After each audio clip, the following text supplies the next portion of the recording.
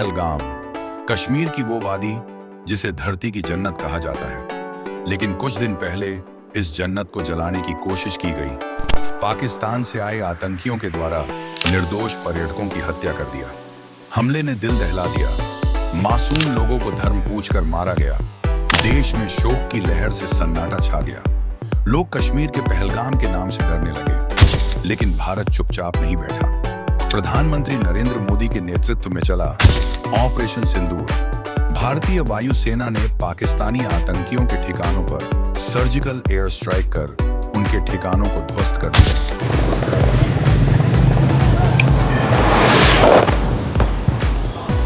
और दुश्मनों को उन्हीं की भाषा में जवाब दिया।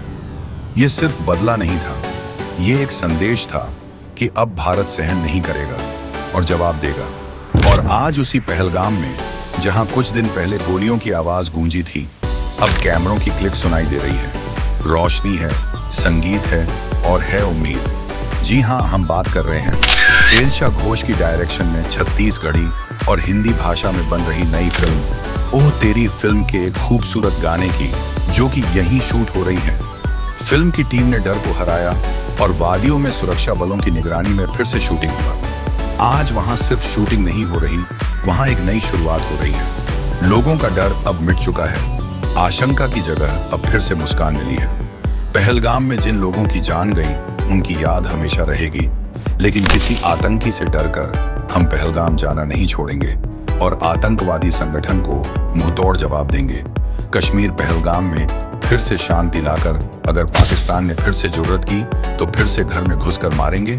और ये सब मुमकिन हुआ भारत की ताकतवर सेना के साहस और मोदी जी के निर्णायक फैसले से।